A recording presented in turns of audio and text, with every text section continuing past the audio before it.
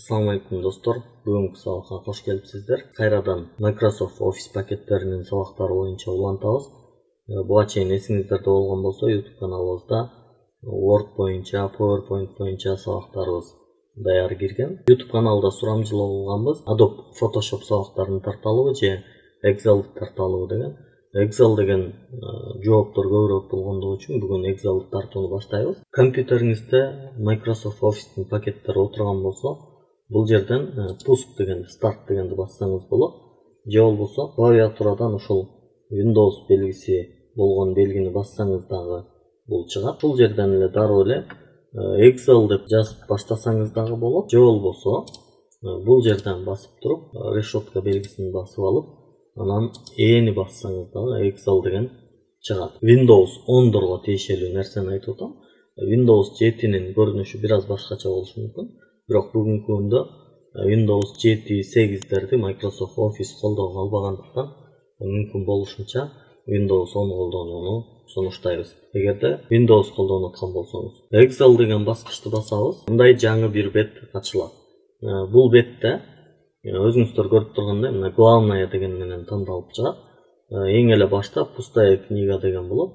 Андан кийин бул жерден шаблондорду тандап алсаңыз болот. Же болбосо создать деген жерге келсеңиз дагы алдыда мындай шаблондору менен кандай шаблондо иштегиңиз келип атса алдыдан таап алсаңыз болот. Билесиздер, бул Excel көбүнчө ошол бухгалтериялык иштерде көбүрөөк колдонулат, жана таблица иштеринде көбүрөөк колдонулат. Жеке өзүңүздүн отчетуңуз, мектептин расписаниясы, ошол сыяктуу иштерде, календарда, демек мындай таблица менен иштөөдө эң ыңгайлуу, жеңил демекчимин. Открыть деген жерде болсо, эгерде сиз буга чейин кандайдыр бир Excel документтер менен иштеп аткан болсоңуз, алар чыгат. Биз главнаядан пустая книга дегенди ачабыз, кирип баштай беребиз. Көпчүлүк Word менен PowerPoint сабактардагы комментарийлердеги жана мага жеке келген каттардагы суроолордон байкагандай, ачкан файлды каякка сакташты жана аны каяктан таап ачышты, ошондон кыйналгандар бар экен. Көбүнчө эле биз эмне кылабыз? Бул жерден файл дегенди басабыз, сохранить дейбиз. Ушул жерге эле турган жеринде эле мындай болуп чыкса эле, анан атын жазып туруп эле, мисалы расписание деп салабыз. Расписание деп тура берели, ушул турган боюнча сохранить деп салабыз. Расписание деп аты чыгып калды, бул сохранить этилип калды. Анан мисалы бир нерселерди жазабыз. Мисалы келиңиздер, иреттүү бир нерсе жазалы. Мындай иреттүү бир нерсе жазган болдук. Азырынча ушундай турсун. Бул расписание деп элестетели. Андан кийин өзүбүздүн иштеп бүтүп туруп, муну басканда мындай сохранить деп чыгат. Мурда сохранить этилген. Анан муну сохранить деп жаап туруп, чыгып кетебиз да таппай калабыз. Мына ушундай учурда каяктан табабыз? Бул этот компьютер деген жерди басса, бул документы деген жерге келет. Мына ушул жерден расписание деген биз автоматтык түрдө сактаганда бул ушул жерге сакталат. Эми кайрадан расписаниябызды ачсак, бизде ошол эле расписание. Муну кайра башка бир жерге сактоо үчүн мунун эки жолу бар.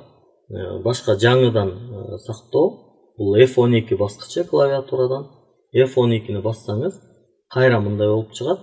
Мына ошондо биз каякка сакташыбызды ушул жерден тандасак болот. Мисалы, изображение деген жерге же музыка деген жерге сактап салайын. Сохранить дейбиз. Эми биз бул жерден музыкага келсек, расписаниябыз ошол жакта да бар.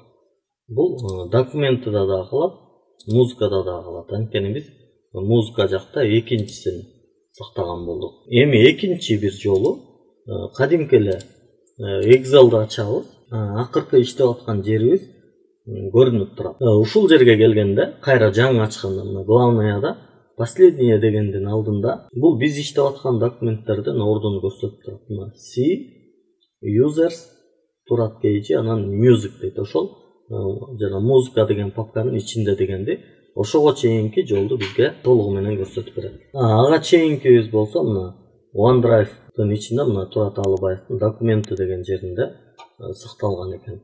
Мына ошентип, ошол биздин документтерди таап иштесек болот. Бул сабакка көңүл бурганыңыздарга рахмат достор. Excel боюнча киришүү сабагыбызга кош келиңиздер. Кийинки сабактарыбызды күтүп, бул видеону башка досторуңуздарга жөнөтүп, лайк басып, комментарий жазып, кандай суроолор болсо кайрылып туруңуздар.